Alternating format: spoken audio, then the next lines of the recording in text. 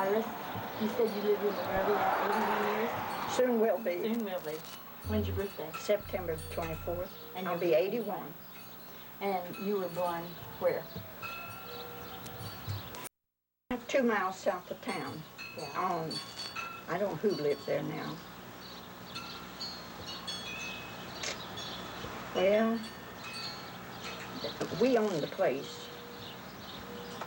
But who lives there, I don't know. But 2 miles south of Monrovia. And your on mother, 39. On 39. Your mother's name was?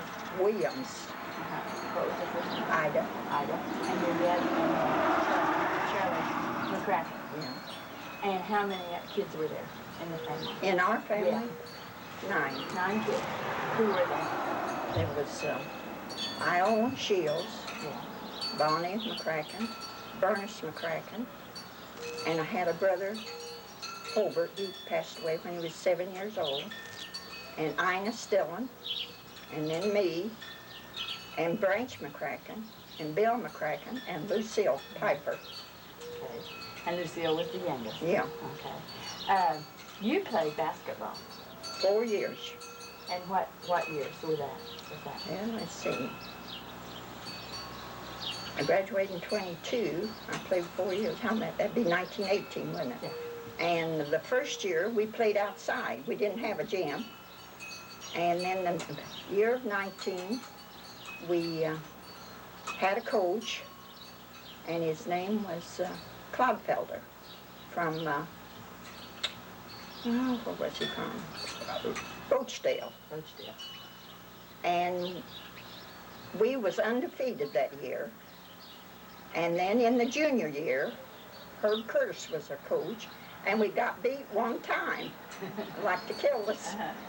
And then the senior year, Winston Ashley was our coach, and we was undefeated. And we was challenged to play Kentucky for the Indiana and Kentucky champs, and we won. And I forget how much we beat them, but quite a bit. And it made the Indianapolis newspaper. And that's the last. Then there was several years after that before they had a girls' team down here. The next 2 or 3 years they didn't have a girls' team. Now who else was on that girls' team? Well, the first year was Dee Rushton, Blanche Laddie, Dorothy Briggs, Pauline Horton, Helen Walker, and myself for the first year. And then the next year, they graduated. It was Pauline Horton, Dorothy Tudor, Dorothy Curtis, and Anna Maxwell, myself, Pauline Hadley, and Lois Hadley, and Catherine Schrader. And then the next year was about the same bunch, and then the senior year was about the same. Catherine Whiteman was, when we was seniors, she was on the team. Oh, Edith McCracken was on the team too. Did you play basketball a lot when you were a little kid?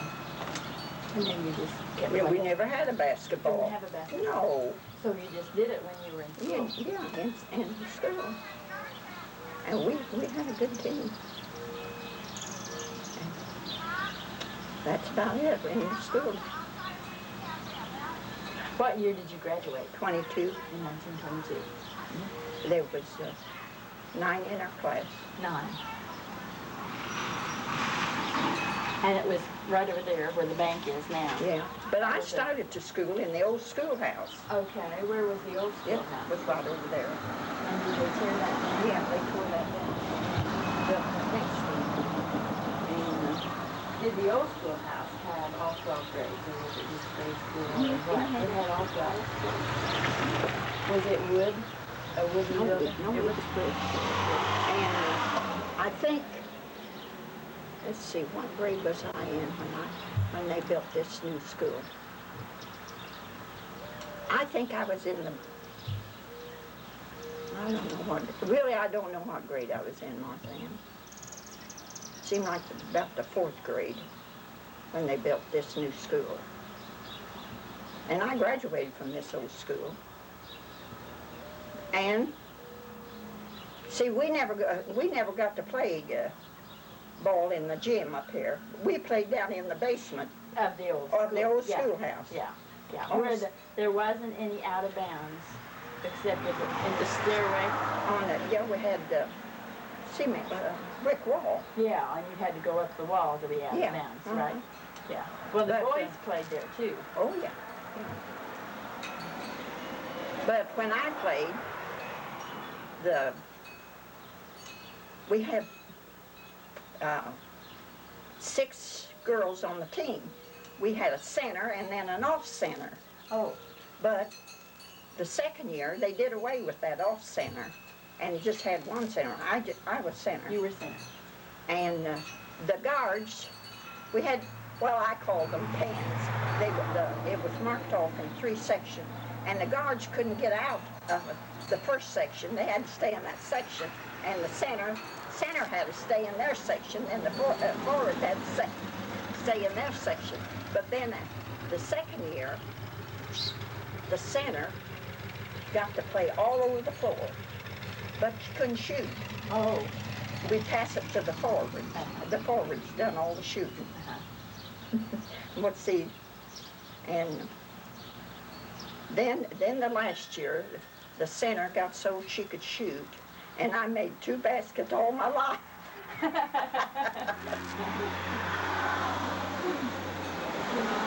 That's about it. But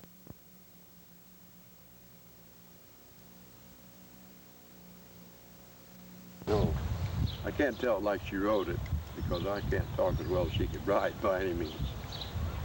But Seth's daughter. And she was a school teacher. She was my 5th and 6th grade school teacher. We didn't like her very well. No. But, and then she lived here. And she married and moved to Florida. Well, she's been dead, I don't know how long. But she did have 2 daughters, but I don't know what happened to them. Where are the irons? Right there on the floor. Right here? Yeah. Can you see them, honey? I set them up here on my leg. Well, I hope they can't see my legs. See? That says Wappick. Yeah. And I might have an real old, some old books upstairs. He left a whole bunch of books here. Well, I gave a lot of them away, but I think I kept an arithmetic book. And it's so much different from what we have today. I'll look and see if I can find that old book. It belonged to Ron Malaya.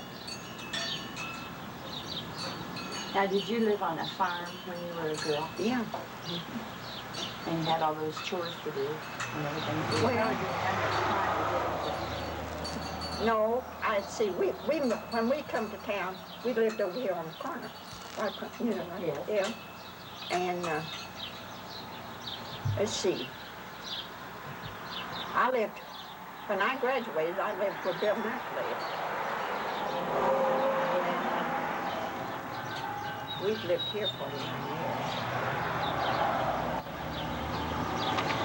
But we went to housekeeping. Me and Manfred went to housekeeping up on 42 up for Bernadine Ambrose, but not in that house. But not in that house. Not in that house. The house that was there has been torn down. Oh, yeah. And they've built a new house. That's where we lived. And then you and Manfred had 2 boys, Bill and Mac. Bill and Nat. And Tommy Dean. And Tommy Dean played basketball. Bill and Nat did. You did. Yeah, they both did. But see, Bill and Tommy Dean, I remember playing Yeah. basketball. Oh, yeah, he was Yeah. grade behind you. Yeah, right. Yeah. And they each got 3 children. They each did. Bill and Mac's got a girl and 2 boys. And Tommy's got 2 boys and 1 girl. And Tommy Dean's girl played basketball. Well, all Tommy Dean played basketball. No, well, the boys did, but Jill played volleyball. Volleyball. She didn't play basketball? Huh, I thought She didn't. she did. Okay. I'd like for her to, but she didn't. Well, then if you lived in that house when you went to school, all you had to do was walk across the street Yeah. to get to school. Well, you know, when I was in school, they used to have class fights. I don't suppose, do you remember? No. You don't remember? Well, the freshmen and the juniors was together, and the seniors and the sophomores were together, and they had a big plain steeple on the top of the schoolhouse, and they put their class flag. They tried to see who could put their class flag up the highest. And I remember the year Ines was a junior, and we lived over here. And her class and the freshmen, a bunch of them stayed all night over here watching that flagpole, and to see that nobody got up to get their flag. And when they put that flag up, they'd grease that pole to keep the other bunch from going up. Well, that lasted, I don't know how long that lasted, but that wasn't when I got in high school, because it got too dangerous, and they did away with it. But boy, it was exciting. Did they have the bell, the school Oh, bell? yeah, we rung the bell every morning at 8 o'clock. At 8 o'clock. 8 o'clock. And you had to be at school at 8 o'clock. Yeah. Well, it was 8:30 when I was in school. That's how to do that. Yeah, 8 o'clock. They'd ring that bell.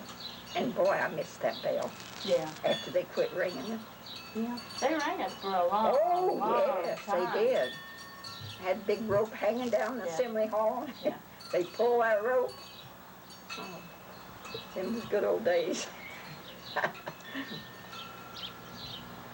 Well, I really enjoyed my high school days. Oh, God, we had good times. But the good times was nice times. They weren't rough or anything. Oh, I remember one time, golly, don't put this on there. There was principal down here, Billy Mack. and then he was superintendent down here. Yeah. And then he went back teaching, Yeah. and then he went to Hall, principal.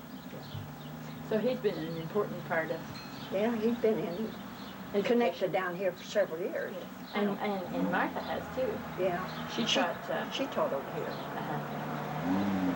Now she's with Martha Vanderbosch, Yeah. John and Marcia's daughter. And she taught over here, and then she went to Mooresville. She's retired. She has decided to retire. She's not going to teach. But she taught, I bet, 20 years. Oh, I expect she did. I don't know how many years she taught. Martha was a good teacher.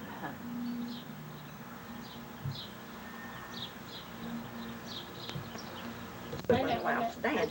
You gotta And we say that had one a- more time. She's not ready. Okay. And we had a girl in our class that played the French harp. They wouldn't let you dance when you were in school. No. And Margaret Alexander played the French harp. Well, we had recess, and then we'd have noon. Well, we'd go to the basement, and in the restroom, why, Margaret would get in there and play that French harp. Well, we'd get in there and just dance up a storm. Well, but we'd have somebody to stand outside to watch for the teachers to come, because they didn't want us to dance. And boy, we just danced and danced. But finally, 4 hours out of school, they finally let us dance upstairs.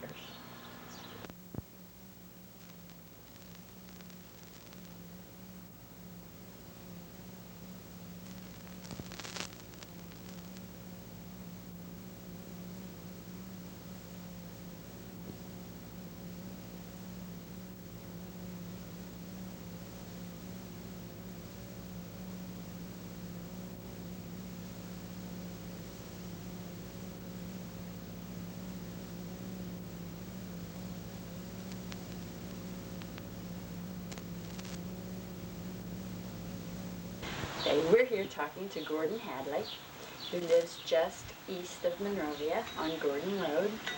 And Gordon, you've lived here for a while. 40 years this next year. 40 years. Okay, and you're also one of the original families in Monrovia, aren't you? Yes, I think George Hubbard and Gideon Johnson planted Monrovia in the first place, and that was about 1834. And George Hubbard was my great-great-great-grandfather, I think. Great-great-great-grandfather. I think That makes you sixth generation, right? so. Either fifth or sixth. Fifth or sixth. Yeah. Okay. And you, of course, don't remember them. You remember No. back to about what, your mother? My grandfather. Your grandfather. My grandfather Hubbard, Dr. William Harrison Hubbard. I remember him well. He owned the mill here and he retired. When I first remember him, he was retired from being a doctor. But he still was often called in consultation about diseases of the eyes, ear, nose, and throat. And he fitted glasses as long as he lived. Did he? Yeah. Now, he was that was your grandfather. That was my mother's father. Your my mother's grandfather, father. Hubbard. Okay. And your mother was? My mother was Sadie Hubbard Hadley Johnson. And you had some stories about her. Oh yeah, she was out of this world, always, as far as I'm concerned. I almost wish you didn't ask me about her, because I get carried away and I could talk from now on.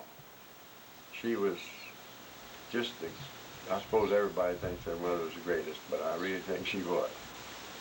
I never remember ever needing an extra player in baseball or tennis or whatever, that she didn't just walk out of the house and leave the house, work and everything, go and play with us.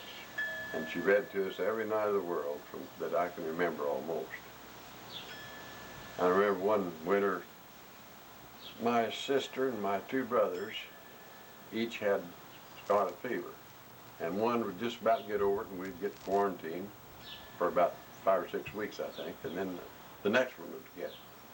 We were quarantined, I think, for more than 3 months. Oh my. And we got our days and nights mixed up. Mother read to us all night and we slept all day. Incidentally, I never did get scarlet fever, but all the rest of the kids had it. I had scarlet fever when I was 3, but nobody else in the family did. Who were your brothers and sisters? Arnold Hadley was the older, and then my sister Joyce, and then myself, and then my sister Carol. Joyce died last year. And you married Martha. Martha Hunter. Martha Hunter. Mm-hmm. And you didn't live here. You haven't lived here all the time. No. You lived away for a while. That's right. I was born here, but I worked for Jackson Truck Company. We lived in Indianapolis when we were married. And then I drove Greyhound for a good many years, and we lived in Fort Wayne and Cleveland and Indianapolis. We moved back here in 1945. So it'll be 40 years next year. Incidentally, this is our 50th anniversary this year, too. We've been married 50 years. So you were born in 1934.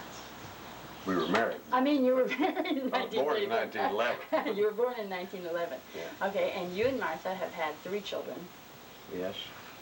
David and Stephen and Holly. And Holly. And they each have children, so you have grandchildren. Yeah, we have, let's see, 4, 8. We have about 10 grandchildren. And also we have 2 great-grandchildren.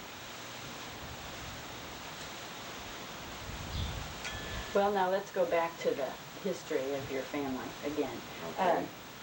Are you ready to look at the book your mother researched? Yeah, I have the book here that Mother wrote for each of we 4 children. My folks, she calls it. It's all handwritten, and she had, well, to begin with, my stepfather, the last few years, worked for Mayflower Transit Company in Indianapolis. And he worked evenings, and he couldn't drive very well. Mother drove him to work every afternoon, about 2 o'clock. And while he was at work, she spent her time at the State Library. And that's where she got most of the material, I think, for her book. And it goes clear back to, well, not quite to Adam, but close. Goes back to Kings County, Ireland. And now, are you related from William the Conqueror? It says in my book we are. Okay. And he was a Norman, of course, and went across the channel to England. So your ancestry is mostly English? English, Irish. English and Irish? And Scotch, I guess. And Scotch. But Mother had our genealogy clear back to there. But also, I think something that she did that's really impressed me and I'm real thankful for. She picked up a lot of the old traditional family stories that had been told from one generation to another, and she put them down in writing. And stories that would have been perhaps forgotten, at least the details, by now, if she hadn't done that. And, you know, some of them go back to during the Revolutionary War a lot. And I think they're really good. And of course, the Revolutionary War was before we were all here. But your family was in this country then. They were mostly in North Carolina at that time. I think that a lot of the people from Monrovia came from North Carolina. Most all the Quaker people that really founded Monrovia and Mooresville too, and perhaps Plainfield. Yeah, I'm sure Plainfield, they all came from North Carolina. And that was just a while before the Civil War, and they were very much opposed to slavery was the main reason they came here. And then, of course, I suppose they had the human failing of wanting to find greener pastures, probably, like all the rest of us still do. Well, there was a large westward movement at that point, but opportunity and whatever. I know there's a story about my grandmother, my dad's mother, who lost her husband in the Civil War, and she cleared some land out west of town. I think you farmed about where that farm was. I have. She cleared that herself. Is that right? Well, I don't know how many acres, but well, there's 40 acres that belong to your grandfather. That lies right next to my farm out west of Monrovia. my grandfather was Harrison Shields. Right. So. Matt, that was her name. My grandmother's name was Martha Ann Shields. Well, Martha Ann Jordan, but they called it Jordan. And wasn't she the one? Her mother is the one who cleared the land. Oh, yeah. Jane Jordan. They're buried out in the West Union Cemetery. Oh, are they? Yeah, I'm sure there's some Jordans in. And you told the story about the Hubbard that you're related to. Is George Hubbard. George Hubbard, yes. Right. And you told the story about who he married. Oh, he married Ann Shields. If I could find it.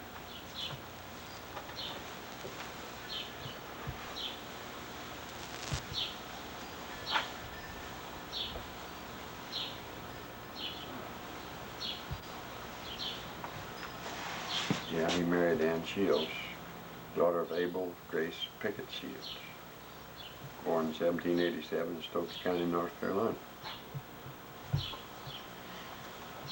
Incidentally, George Shields was disowned for marrying out of unity, which meant he was kicked out of the Quaker Church. However, later on, his wife and two daughters requested membership back in the church and got it. And then he did too, just a little later. Well, at the same time, I guess, he and his 4 sons. So they're all safe back in the Quaker society after all. Now you have some other families in that your mother, Sadie Johnson, researched. You said, besides the Hadleys, that's well researched. Yes, there are several others. Most of them are not as thorough, but the main ones, of course, was Hadley's, Henley's, and Hubbard, and Hunt. They were my Hadley ancestors. Then on the Hubbard side, of course, she had them clear back to about the same territory up in Scotland and Ireland. You named some names in here, some family names. There's a Park and Pickett and Hubbards and Sanders and Shields, Somerset Hadleys, and Thompsons,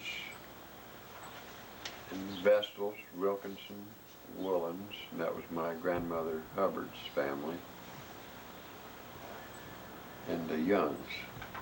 Mm-hmm. Now the McCrackens in this book, is that the McCracken Yeah. family that's still here? Well, I think they're related to them, but my grandfather Hadley's mother was a McCracken, and they came from North Carolina to Mooresville when she was a young girl. So that's the way that I've got the old, what Grandpa always called the old McCracken rifle, the old flintlock that his grandfather, McCracken, carried from North Carolina to Mooresville about 1830. 1830.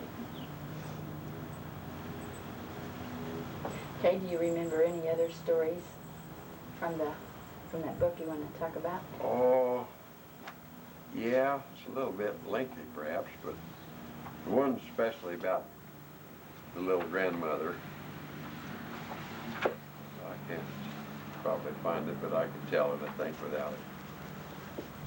It's during the Revolutionary War, and they lived in North Carolina.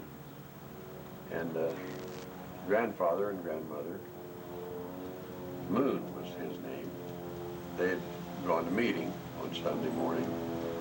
And at that time, the men had their own meeting in one side of the church and the women in the other. And so grandmother looked out the window during meeting, and she saw this little band of redcoat soldiers. It was just a raiding party, or you know, they were just looking around for whatever they could pick up, for horses maybe, or something they could use, maybe some beef or something. Anyway, she saw them, and grandfather had a real fancy stallion that he was real proud of. And they'd ridden to church, and she had a little mare that she rode. So she knew that they'd take Grandpa's horse for sure if they saw him. So she very quietly sneaked out of the church, got that horse around beside the mounting post where the ladies that rode side saddles mounted the horses.